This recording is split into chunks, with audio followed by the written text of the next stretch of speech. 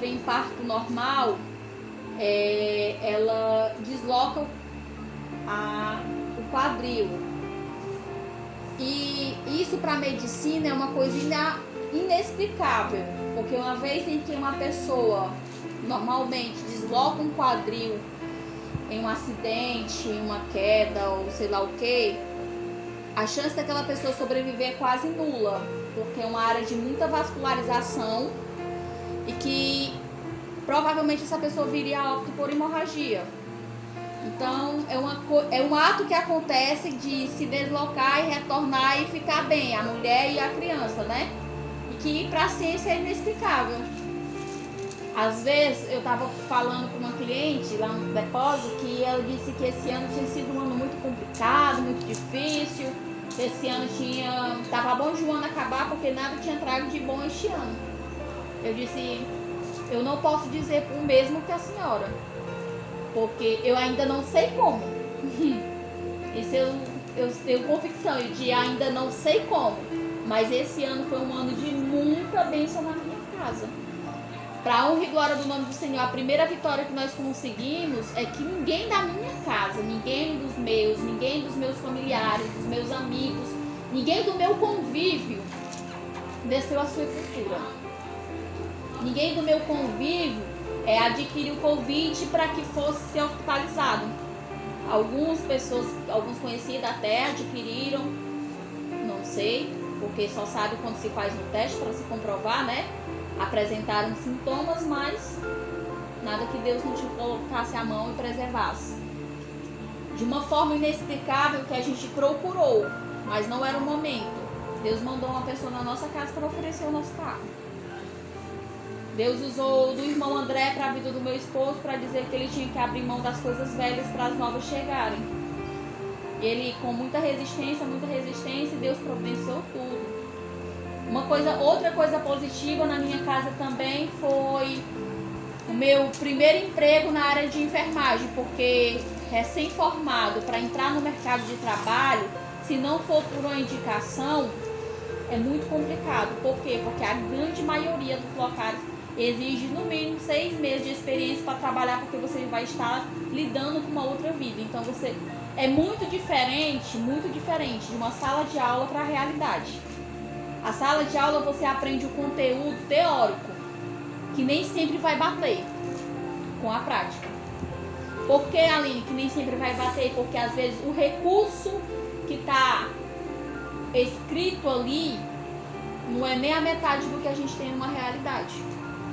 Para a gente tentar socorrer uma vida, para a gente tentar... A teoria, ela fala que um técnico de enfermagem não pode trabalhar mais do que 12 horas em um plantão.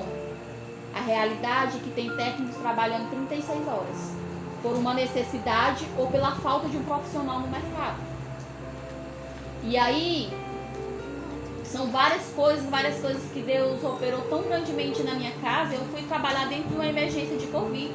Eu estava dentro da emergência adulta da ala Covid. Eu ali posso dizer que eu não senti nada, nem uma dor na unha. As pessoas, Aline, você vai, é muito perigoso, você vai morrer, você vai adoecer, vai trazer coisas para sua casa, não sei o que. Quem me deu foi Deus, eu acredito que foi Ele que me deu, pois se Ele me deu, Ele também me guarda. E Deus me honrou os 3 meses de contrato que eu estive no Apivida, para que eu conseguisse manter o equilíbrio dos 2 trabalhos sem ter que prejudicar nenhum a um nem a outro. Foi um período muito, muito cansativo, isso eu reconheço, porque eu também sou carne, mas foi uma bênção, porque através disso também a gente adquiriu dinheiro já para dar entrada na moto que a gente tem hoje. Quando o meu contrato terminou, eu fiquei triste, mas eu também sabia que não era a hora certa de eu permanecer. Eu sabia que Deus tem algo melhor para mim. Eu cheguei à conclusão ontem, eu estou fazendo acompanhamento psicológico, porque eu tenho que passar por um processo cirúrgico e eu estou tendo acompanhamento psicológico. E ontem a psicóloga disse, Aline, como você tá? Eu disse, sim, doutora, eu só tenho uma coisa para lhe contar. Que nada do que eu planejei para a virada do ano de 2020 aconteceu do meu jeito. Nada, gente. Vocês sabem o que é nada? Nada, nada, nada. Não aconteceu. Foi tudo de uma forma completamente diferente. Mas foi a melhor forma. Gente, eu quero ler alguns versículos que se encontram no livro de Ezequiel, capítulo 37, do versículo 1 ao 14. Amém? Amém. E veio sobre mim a mão do Senhor, e o Senhor me levou em espírito, e me pôs em meio de um vale que estava cheio de ossos, e me fez andar ao redor deles. E eis que eram muito numerosos sobre a face do vale, estavam sequíssimos. E me disse: Filho do homem, poderão viver esses ossos? E eu disse: Senhor Jeová, tu o sabes. Então me disse: profetiza sobre esses ossos e diz-lhes: ossos secos, ouvi a palavra do Senhor. Assim disse o Senhor Jeová a esses ossos: eis que farei entrar em vós o espírito e vivereis, e porei nervos sobre vós, e farei crescer carne sobre vós, e sobre vós estenderei pele, e porei em vós o espírito e vivereis, e sabereis que eu sou o Senhor. Então profetizei como me ordenou, e houve um ruído enquanto eu profetizava, e eis que se fez um reboliço, e os ossos se juntaram, cada osso a seu osso. E olhei, e eis que vieram nervos sobre eles, e cresceu a carne, e estendeu-se a pele sobre eles, por cima, mas não havia neles espírito. E ele me disse: profetiza ao espírito, profetiza ao filho do homem, e diz ao espírito: assim diz o Senhor Jeová, vem dos quatro ventos, ó espírito, e sopra sobre esses mortos para que vivam. E profetizei como ele me ordenou, e então o espírito entrou neles, e vieram e puseram-se em pé um exército grande em extremo. Então me disse: filho do homem, esses ossos são toda a casa de Israel. Eis que diz: os nossos ossos se secaram e pereceu a nossa esperança. Nós estamos cortados. Portanto, profetiza e diz-lhes: assim diz o Senhor Jeová: eis que eu abrirei as vossas sepulturas, e vos farei sair da vossa sepultura, ó povo meu, e vos trarei a terra de Israel. E sabereis que eu sou o Senhor, quando eu abrir as vossas sepulturas, e vos fizer sair das vossas sepulturas, ó povo meu. E porei em vós o meu espírito, e vivereis, e vos porei a vossa terra, e sabereis que eu, Senhor, disse isso e o fiz, diz o Senhor. Amém? 4 versículos que me chamaram muita atenção foi que aqui no capítulo do versículo 3 ele disse: e me disse: filho do homem, poderás viver esses ossos? Deus sabia que aqueles ossos, se ele ordenasse, se tornaria o que se tornou, um grande exército. Mas muitas vezes Deus nos pergunta, não é porque ele não saiba, não. É porque ele quer saber até onde vai a nossa fé. É para saber até onde vai a nossa confiança nele. Porque se o profeta Ezequiel aqui não confiasse em Deus, não conhecesse o Deus no qual ele servia, ele não iria acreditar que aquele vale de ossos secos se tornaria um grande exército. Outro versículo que me chamou muita atenção é que ele falou: então profetizei como me ordenou. Que quando Deus nos ordena e nós obedecemos, as coisas acontecem da forma em que Deus ordenou. Aleluia, não pela nossa vontade. E quando ele obedeceu e profetizou, ouviu um ruído enquanto eu profetizava. Então, enquanto nós estamos fazendo a vontade de Deus, esses ruídos aqui é Deus trabalhando em nosso favor. É Deus nos garantindo a vitória. e se fez um grande reboliço. Às vezes, para a bênção chegar na nossa mão, meu filho, às vezes acontece um reboliço de todas as formas. Reboliço esse que às vezes a gente não consegue entender. Às vezes a gente diz, Senhor, mas eu fiz tudo tão direitinho. E por que as coisas estão vindo um vendaval tão tremendo sobre as nossas vidas? Às vezes a gente diz, Senhor, eu estou orando, eu estou jejuando, eu estou lendo a Tua palavra, eu estou te buscando, eu estou te obedecendo. E por que esse vendaval se levantou contra mim? E aí Deus faz a gente entender que Ele não nos dá nada do que a gente possa suportar. E que para cada guerra há uma vitória determinada. Quando se levanta duas guerras, quando dois países se enfrentam, a única certeza que eles têm é que no final dessa guerra alguém vai vencer. E quando estamos debaixo da poderosa mão de Deus, como foi dito no domingo, Deus nos guarda e nos dá a vitória. Outro versículo muito importante muito me chamou a atenção é que então me disse, filho do homem, esses ossos são todos os ossos da casa de Israel. Eis que diz, que os nossos ossos se secaram. Quantas vezes a gente está, como aqui a própria palavra fala, que a gente perde a esperança. Às vezes a gente está no meio de um caos. Às vezes uma doença que pra gente às vezes é pra morte. Às vezes um conflito no casamento. E às vezes a gente diz, Senhor, não dá mais. Não tem mais jeito. Não funciona. E acabamos que nós mesmos perdemos a esperança. E essa palavra me trouxe uma coisa muito importante no meu coração. É que muitas vezes nós estamos como esse vale de ossos secos. Sem vida, sem esperança, sem acreditar mais nas coisas de Deus, sem nos lembrar das promessas que Deus nos fez. E para fechar essa palavra, um versículo muito importante que Deus falou aqui no versículo 11. Então, porém, vós, o meu espírito. O espírito aqui está se referindo à vida. O espírito aqui está se falando de renovo. O espírito aqui dito está falando sobre um novo acontecimento. Um novo início, uma nova jornada. E sabereis que eu, o Senhor, disse, Ele disse e Ele fez. E quantas vezes a gente esquece que Deus disse há 10 anos atrás, eu vou te usar em tal lugar para pessoa tal, vou te levar das senhas para tal lugar, tu vai sair da tua terra, tu vai sair da tua parentela, teu casamento com esse fulano não é esse, é aquele. Olha, esse carro aqui não é para ser o teu, esse emprego. E às vezes a gente, esquece. Perdemos a bênção, deixamos para lá. Ou então nos encontramos assim, como um vale de osso seco, perdemos a esperança.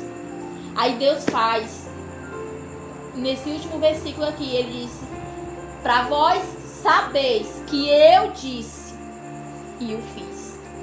E quando Deus nos promete uma coisa, seja Ele um casamento, uma casa, um carro, a cura da nossa vida material, a cura da nossa vida espiritual, quando Ele nos promete um lugar, um emprego, uma nova chance, uma nova oportunidade. Como foi dito no domingo, não sabemos como. Como é que a gente vai chegar daqui para Israel se não temos talvez nenhum real na conta? Como é que nós vamos a Israel se a gente não sabemos falar a língua deles? Pra gente é algo impossível de acontecer.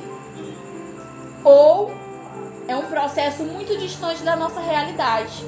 Por quê? Porque além daqui que eu tenho que trabalhar muitos anos, viu? Para poder eu ter dinheiro para poder ir para Israel. E ainda mais, além do dinheiro que eu tenho que juntar para o passaporte, de ida e de volta, de hospedagem, eu ainda não sei falar inglês, que é a língua universal. Como é que eu vou para Israel? Vocês fazerem, como diz o popular, um ó com a quenga, de outro idioma? E quando Deus promete, Ele se responsabiliza. Ele pode usar de alguém que está lá do outro lado do mundo para poder trazer e dizer, eu falei, eu faço, eu me responsabilizo. E a gente esquece disso. Nosso Deus, Ele é o Deus do ouro, da prata, Ele que cuida de nós. Hoje estamos aqui, não sabemos se amanhã a gente vai levantar. Porque a Bíblia diz que Ele sabe a nossa criação e sabe como nós terminaremos. Aline, Deus sabe como a gente vai terminar. E se a gente desviar o caminho, Ele vai saber como vai terminar também. Ele vai fazer de tudo para te acordar, para te alertar, para te orientar, porque a Bíblia diz que nada acontece sem a permissão de Deus. Nada foge do controle dele. Então, nada acontece sem que Deus avise, sem que Deus nos prepare. Cabe a gente estar com os olhos abertos, os ouvidos atentos. E que quando Deus falar, prometer, a gente está atento e ter a convicção que o Espírito dele vai estar sobre as nossas vidas, como vida. Que o Espírito dele vai estar sobre a nossa vida para um novo início, para um novo renovo, para uma nova porta de emprego, para uma nova casa, para um novo carro, para um novo casamento. O novo casamento, não estou me referindo de você se separar da sua mulher ou do seu marido e ir atrás de outro, não. Deus pode renovar o meu casamento, o seu casamento, aleluia, de uma forma que você dizer, Deus, como aconteceu. Glória a Deus, aleluia. Deus pode abrir uma porta de emprego que você diz assim, Senhor, mas eu não sabia falar inglês. Como é que eu estou cuidando dessa multinacional? Aleluia. Senhor, eu não sei nada. Como o profeta Jeremias falou, Senhor, eu sou tão pequeno. Quantas vezes a gente chora na presença do Senhor e diz, Senhor, eu não sei, eu não posso, eu não consigo, eu não tenho força. E Deus está lá só nos observando. Ei, esqueceu de quem tu é filho. Esqueceu de quem tu é servo. Esqueceu quem é teu pai, quem é que cuida de ti, quem zela por ti. Quantas vezes a gente tem esquecido o tamanho, a grandiosidade que é o nosso Deus. Se a gente guardasse no nosso coração o tamanho que é o nosso Pai, o tamanho que é o nosso Deus, a gente não se preocuparia com mais nada. A gente não teria medo de nada. E quando Deus dissesse vai acontecer, quando Deus profetizar sobre as nossas vidas, a gente agarraria aquela promessa com tudo que a gente pudesse, na garantia que é Deus que diz, é Deus que faz. E essa é a palavra que eu tenho para a minha vida e para a vida de cada um. Como eu falei que no início da noite, Deus fala primeiro com a gente, para depois falar a cada um do coração. E eu creio que se alguém aqui nesta noite veio na busca de uma resposta, na busca de uma solução, na busca de uma saída, na confirmação de alguma coisa, se você estava com os ouvidos sensíveis para ouvir Deus falar, Deus falou. Eu creio, Jesus. Porque não saiu nada de mim, gente. Eu não sou nada. Nada, nada, nada. E a gente tem que pedir para o Senhor, se a gente está em vale de osso seco, que Deus venha reconstruir. Carne sobre carne, pele sobre pele, nervo sobre nervo. E o mais importante, o Espírito do Senhor sobre as nossas vidas. Esse ano de 2020 está terminando. Não sei ainda o que nos espera. Faltam 9 dias para terminar o ano. Mas quem sabe é Deus. Como foi dito na casa da irmã Denise, pode ser às 23h59 que Deus pode mudar o rumo de todas as coisas. Pode ser o arrebatamento. Pode ser uma oportunidade nova de um lugar novo. Pode ser Deus usar de alguém para dizer, faz o projeto que eu cuido do financeiro da obra da nossa igreja. Pode ser tudo, gente. Mas vai depender do nosso compromisso também com Deus. Porque Deus, Ele é Pai. Ele não é o inimigo. O inimigo, ele procura uma brecha para entrar e se andar e fazer o que ele quiser. Deus diz assim, ei Karine, ei Wagner, ei Diana, ei irmã Socorro, Belinha, Robério, André, Denise, Vitória, Orlando, Aline, Maicon e todas as crianças. Deixa eu entrar. Eu posso fazer. Ele sabe, como foi dito nessa palavra, ele sabe que ele pode todas as coisas. Mas ele pede permissão. Porque a Bíblia nos diz que Deus nos deu livre-arbítrio. Porque nós temos o poder da escolha. Mas a gente não pode escolher as consequências das nossas escolhas. A gente não pode plantar feijão e querer colher milho, não. Deus disse, ó, quer escolher? Escolhe. Mas lembra, as tuas escolhas, ela vai trazer coisas boas e ruins.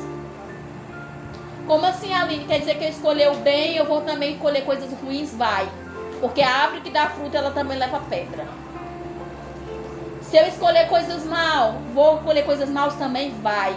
Porque a árvore que não serve para nada, ela é cortada e jogada fora. Então, independente da sua escolha, escolha servir ao Senhor. A irmã que faleceu, como é o nome dela, Vitória?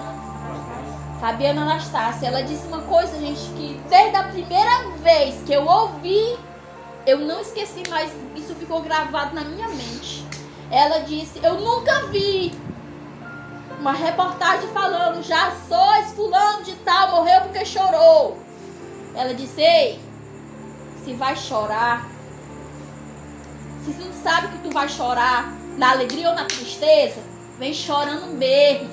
Mas vem para os pés do Senhor. Porque Ele vai colher cada lágrima. Ele vai pegar o nosso pranto e transformar em alegria. Se a gente está chorando de alegria, Ele vai honrar. Nós estamos chorando de tristeza, Ele vai honrar. Deus não é Deus de duas palavras. A Bíblia diz que Deus é o Deus do sim ou do não. É melhor estar quente ou frio, porque o morno não serve. O que é o morno? Não é nada. Você não sabe o que é, nem o que quer, nem para onde vai. Agora, quando você não sabe o que fazer, o que pensar, como agir, diz, Senhor, conversa aqui comigo. Ó, eu não sei o que fazer, eu não sei que decisão tomar, eu não sei para onde ir, eu não tenho mais força, entrega tudo a Ele, que Ele cuida de mim, cuida de você. Aleluia. E agora eu quero passar a oportunidade para a Vitória. Ela vai trazer um louvor. E após esse louvor, meu esposo vai orar para terminar. E agradecer a Deus por todas as coisas. Amém.